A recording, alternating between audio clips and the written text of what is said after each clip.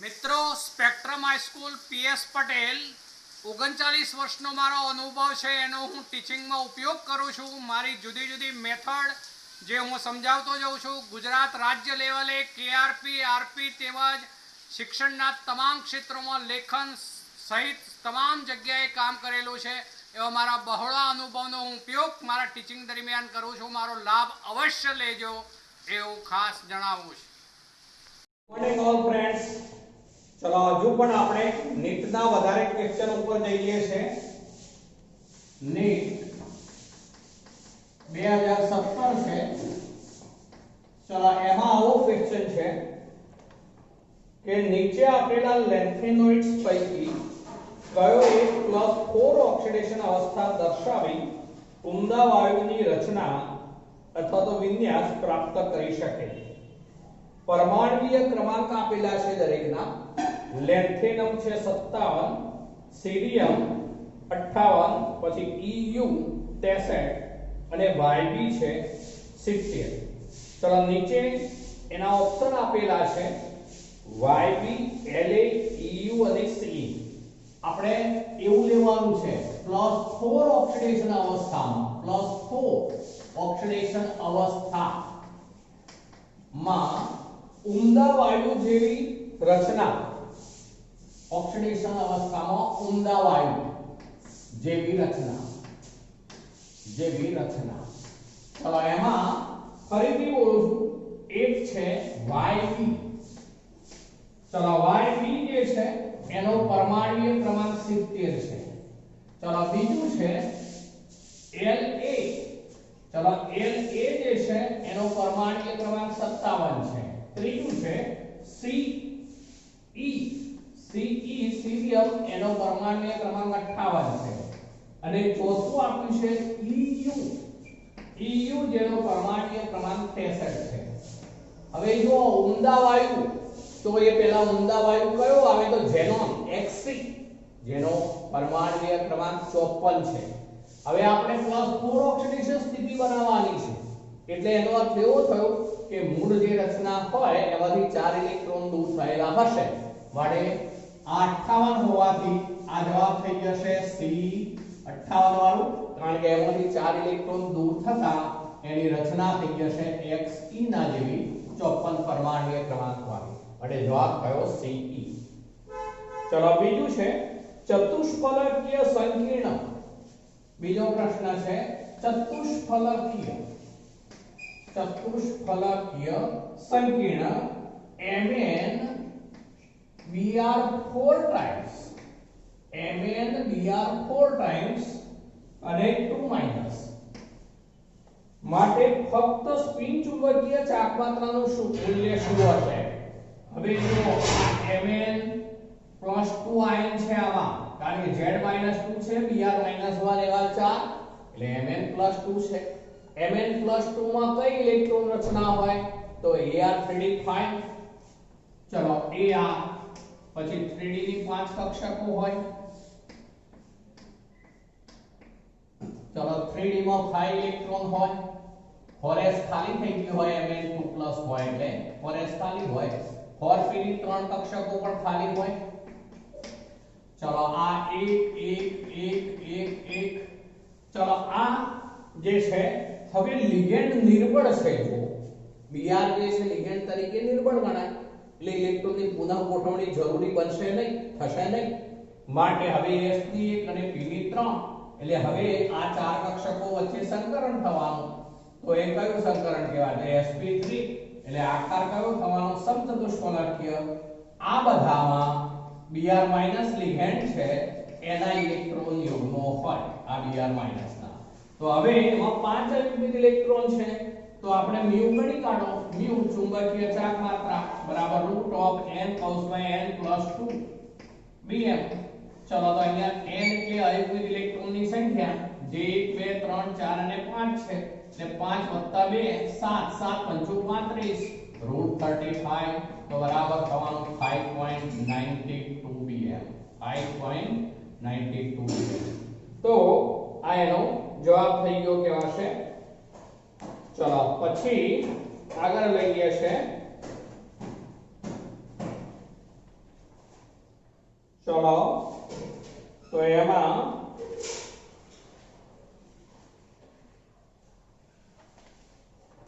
ચલો આ રીતનું છે dn કોઓર્ડિનેશન સંકીર્ણોમાં ઇલેક્ટ્રોન વિતરણ એ સ્ફટિક ક્ષેત્ર વિભાજનની માત્રા ડેલ્ટા O અને યુગ્મીકરણ ઊર્જા P ઉપર આધાર રાખે છે. નીચે આપેલ પરિસ્થિતિમાંથી કઈ ઉચ્ચ સ્પિન સંકીર્ણ બનાવવાના પક્ષમાં છે? હવે યાદ કરી લો, જે 5d કક્ષકો હોય એ 5d કક્ષકોનું અસમાન શક્તિ સપાટીઓમાં વિભાજન થાય છે સ્ફટિક ક્ષેત્રવાદ મુજબ. તે પૈકી હવે આપણે એવું કહી શકીએ કે તે પૈકીની 3 કક્ષકોની ઊર્જામાં ઘટાડો થાય છે, જેને કહીશું T2G, અને 2 કક્ષકોની ઊર્જામાં વધારો થાય છે, એમને કહીશું EG. આ તફાવત જે થયો ઊર્જાનો તફાવત એ અષ્ટફલકીય સંકીર્ણ માટે હોવાથી એને ડેલ્ટા O ઓક્ટાહેડ્રલ કહેવાશે. ચલો આ સ્ફટિક ક્ષેત્ર વિભાજન આપણે કરાવ્યું છે. હવે આપણને એવું કહેશે કે dn, n એટલે ઇલેક્ટ્રોનની સંખ્યા, ગમે તે હોઈ શકે એવો અર્થ કર્યો છે અહીંયા. dn કોઓર્ડિનેશન સંકીર્ણમાં ઇલેક્ટ્રોન વિતરણ એ સ્ફટિક ક્ષેત્ર વિભાજનની માત્રા ડેલ્ટા O અને યુગ્મીકરણ ઊર્જા P ઉપર આધાર રાખે છે.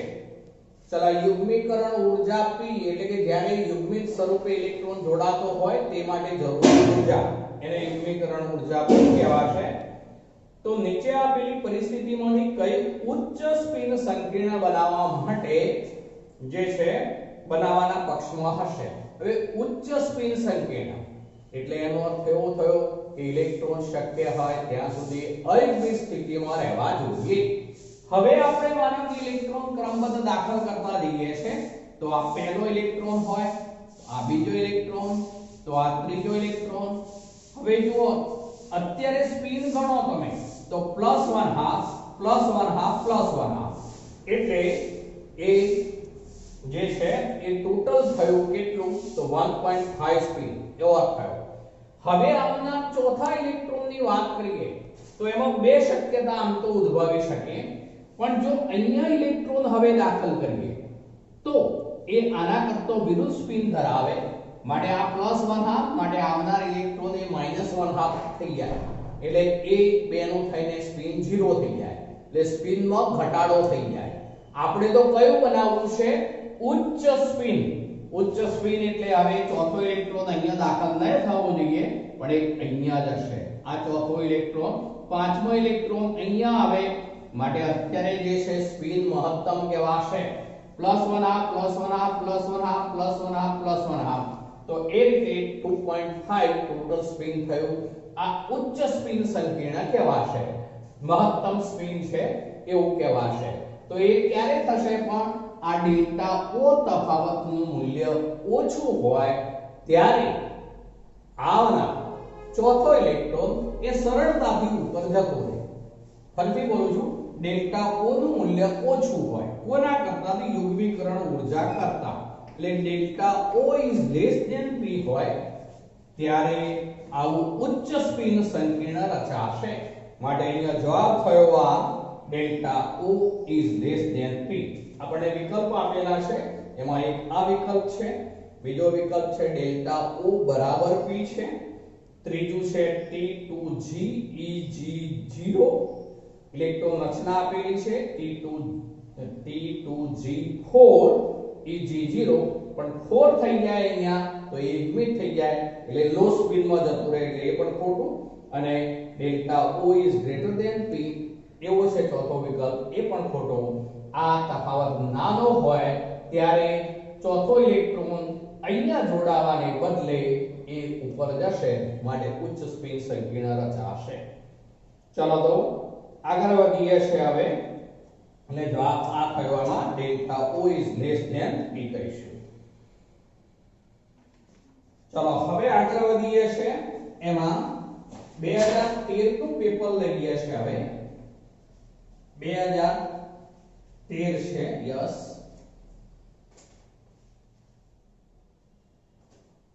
આપણે 2017 નું લીધું, 2016 ઉપર જઈએ છે પહેલા. 2016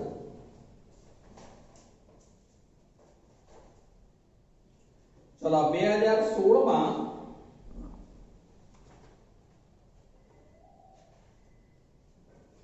જે છે એમાં આ રીતના પ્રશ્ન છે.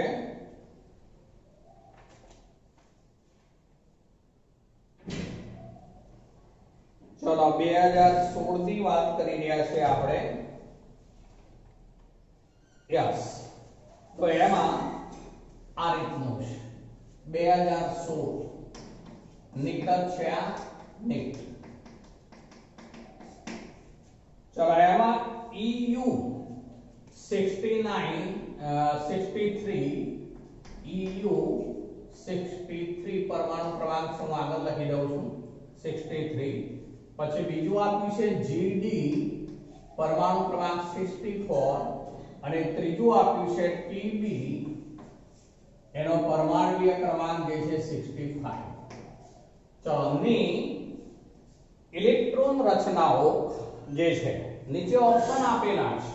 ચલો એમાં ઓપ્શન વિવિધ ઓપ્શન છે મિત્રો. ચલો વિવિધ ઓપ્શન લખું છું જોજો. તો એમાં આ રીતનું છે. એક ઓપ્શન છે Xc 4F6 5D1 પછી 6S2. ચલો પછી બીજું છે Xe 4F7 પછી 5D1 અને 6S2 અને ત્રીજું છે Xc પછી 4F7 4F8 છે 4F8 પછી 5D1 અને 6S2. ચલો બીજો ઓપ્શન આવો આપેલો છે Xc પછી 4F7 6S2. ચલો બીજું આપ્યું છે Xc 4F7 5D1 6S2. ચલો અને ત્રીજું આપ્યું છે અને Xe. ચલો પછી છે 4F9 પછી 6S2. ચલો બીજા બે ઓપ્શન છે પણ હવે ડાયરેક્ટ લઈએ છે. ચલો EU હોય તો 63 પરમાણુ ક્રમાંક છે માટે એની ઇલેક્ટ્રોન રચના આ થવાની. આ 54 ને 2 56 56 ને 7 63. તો આ 4F7 થવાનું 6S2 થવાનું. આમાં 5D ન હોય. ચલો ત્યારબાદ GD છે 64 પરમાણુ ક્રમાંક હોય તો એમાં અર્ધપૂર્ણ પેટાકોષ વાળી રચના બની ચૂકી માટે હવે આવનાર 5D માં એક ઇલેક્ટ્રોન જશે માટે હવે આ 54 ને આ 3 57 57 ને 7 64. તો આ રીતે રચના છે. ચલો આ TB 65 તો એમાં આમાં 5D નીકળી જાય છે. 5D નીકળી જશે એટલે 5D નો ઇલેક્ટ્રોન પણ આમાં આવે. એક પરમાણુ ક્રમાંક વધે એટલે બીજો એક વધે એટલે 4F9 થઈ જવાનું 6S2 થશે. 54 ને 10 64 ને 1 65. તો એ રીતની રચના થશે માટે આ ઇલેક્ટ્રોન રચના આ થવાની. આ જવાબ થયો એનો મિત્રો જે છે તે જવાબ એ કહેવાશે. ચલો એની અંદર જે છે ચલો હવે લઈએ છે આગળ આપણે નીટ 2013 ઉપર જઈએ છે.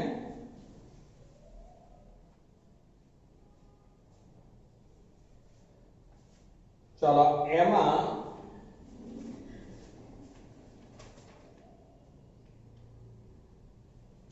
NEET 2013 yes. ચલો આવું છે. નીચે આપેલામાં કયો લેન્થેનાઇડ આયની પ્રતિચુંબકીય છે? કયો લેન્થેનાઇડ આયન પ્રતિચુંબકીય છે?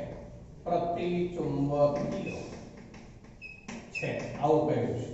ચલો એમાં એક છે Yb2+, ચલો બીજું છે Ce2+, સીરિયમ છે Ce2+, ત્રીજું છે Sm2+, અને ચોથું છે Eu2+. ચલો હવે કયો લેન્થેનાઇડ આયન પ્રતિચુંબકીય છે? હવે અહીંયા જે છે Yb જે છે આ પહેલાની વાત કરું છું, તો એનો પરમાણ્વીય ક્રમાંક જે છે 70 છે. Yb નો પરમાણ્વીય ક્રમાંક 70, એટલે એની મૂળ ઇલેક્ટ્રોન રચના જે થવાની એ આવી થવાની. મૂળ ઇલેક્ટ્રોન રચના Hc, ચલો પછી 4f14 હોય, 4f14 હોય, અને ત્યારબાદ જે છે 6s2 હોય. હવે 54 10 64 ને 4 68, 68 ને પેલા બે મેં દૂર કરી દીધા, સીધા 6s, એમાં બે હતા એ દૂર કરી દીધા, એવો જ કરી દીધો, 6s 0 કરી દીધું, એટલે આ 70 આમાં બે હોય તો 70 થઈ જાય. પણ હવે Yb2+ બને ત્યારે આમાંથી બે ગયા છે એટલે 4f14, 4f14 એટલે અર્થ એવો થયો કે તેમાં બધા જ ઇલેક્ટ્રોન યુગ્મિત હોવાના. f ની 7 કક્ષકો, દરેકમાં બે બે ઇલેક્ટ્રોન, માટે કયો ગુણધર્મ ધરાવે? તો પ્રતિચુંબકીય, માટે જવાબ આ થશે. બાકીના બધામાં f કક્ષકમાં ઓછા ઇલેક્ટ્રોન હોવાના, માટે f કક્ષકમાં જો 14 કરતા ઓછા ઇલેક્ટ્રોન હોય તો એમાં અયુગ્મિત ઇલેક્ટ્રોન હોવાના, માટે બધા અનુચુંબકીય. આ બધા અનુચુંબકીય હોય, આ એકલું પ્રતિચુંબકીય હોય. ચલો આગળ વધીએ છે, એટલે જવાબ થયો એમાં Yb2+. ચલો આગળના મુદ્દામાં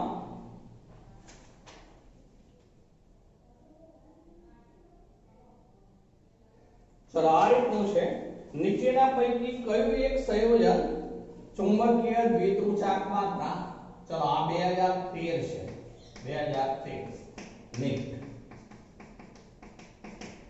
ચલો નીચેના પૈકી કયું એક સંયોજન ની ચુંબકીય દ્વિધ્રુવચાકમાત્રા 1.73 bm છે? ચલો 1.73 bm.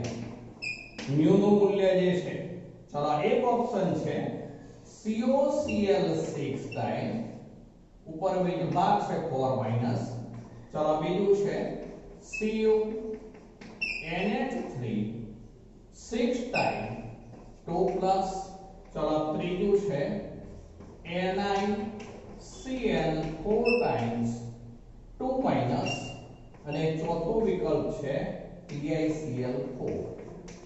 હવે જો પહેલા 1.73 bm હોય કે 1.74 bm હોય, એટલે એમાં અયુગ્મિત ઇલેક્ટ્રોનની સંખ્યા પૂર્ણાંક જેટલી હોય. પૂર્ણાંક 1 છે, માટે આ પૈકી કયું સંયોજન એવું છે કે જેના બંધારણમાં એક અયુગ્મિત ઇલેક્ટ્રોન આવેલો છે? તો જો આ ત્રણેય સંકીર્ણ છે, આ સાદું સંયોજન છે. પહેલા આની વાત કરી દઉં તો આમાં Ti4+ થઈ ગયું હોય. Ti4+ એટલે ટિટેનિયમ તો 22 પરમાણુ ક્રમાંક, માટે Ti4+ માં ફક્ત R1 જેવી રચના હોય, Ar જેવી, માટે બધા જ ઇલેક્ટ્રોન યુગ્મિત, એટલે આ નીકળી ગયો. ચલો હવે આ ક્રમબદ્ધ લેતા જઈએ. આમાં જુઓ ગણો, Cl -1 એવા 6, આ -4 ચાર્જ છે, અને આમાં CO2+ હોવો જોઈએ. CO2+ હોય તો D માં 7 ઇલેક્ટ્રોન હોય. ચલો CO27, ફરીથી બોલું છું CO27, તો એમાં જે છે એ 3d7 હોય, અને CO3+ છે એટલે CO2+ છે એટલે 3d7 હોય. ચલો લિગેન્ડ જે છે નિર્બળ છે, તો એમાં સંકરણ થવાનું sp3d2, બાહ્ય કક્ષક સંકીર્ણ, પણ હવે 7 ઇલેક્ટ્રોન હોય એટલે 5, છઠ્ઠો અને સાતમો યુગ્મિત હોય તો 3 અયુગ્મિત હોય, માટે એમાં મ્યુ થવાની 3.87 bm, એટલે આ નીકળી ગયું. આની વાત કરીએ છીએ CuNH3 6 ટાઈમ 2+, તો NH3 તટસ્થ થઈ ગયા, માટે Cu2+ છે. Cu2+ હોય એટલે 3d9 હોય, Ar 3d9. ચલો હવે 3d9 હોય તો 2 2 2 2 અને 1, ડી કક્ષકોમાં હોય ઇલેક્ટ્રોન D9 એટલે એક અયુગ્મિત રહેવાનું. ચલો સંકરણ જે છે એ 6NH3 છે માટે સંકરણ તો sp3d2 થવાનું બરોબર. પણ એક અયુગ્મિત ઇલેક્ટ્રોન હોવાથી આ જવાબ થઈ ગયો કારણ કે એમાં મ્યુ ની કિંમત થશે 1.73 તો આ રીતે તમારે ઇલેક્ટ્રોન રચનાઓ અને લિગેન્ડ કયું છે પ્રબળ છે કે નિર્બળ છે એ ધ્યાનમાં રાખી અને જવાબ કરવો પડશે. તો આ 1.73 થશે. આની વાત સમજાવું છું. આ સાયનાઇડ છે પહેલા તો 2 છે Z તો નિકલ +2 થશે Cl-1 એવા ચાર હોવા જોઈએ. નિકલ +2 નિકલ +2 માં Ar3d8 હોય और F0 હોય. ચલો પણ લિગેન્ડ પ્રબળ છે માટે એક ઇલેક્ટ્રોન જે છે એ ચાર કક્ષકોમાં યુગ્મિત થઈ ગયા હોય. આમાં ચાર સવર્ગાંક હોવાથી dsp2 સંકરણ થાય સમતલીય ચોરસ રચના બની જાય. ચલો એની અંદર બધા જ ઇલેક્ટ્રોન યુગ્મિત હોય એટલે એ પ્રતિચુંબકીય હોય અને આ મેં તમને પહેલા સમજાવી દીધો એટલે જવાબ છે CuNH3 NH3 4 ટાઈમ્સ છે 6 ટાઈમ નથી NH3 4 ટાઈમ્સ 2 યસ. ચલો આગળ લઈએ છે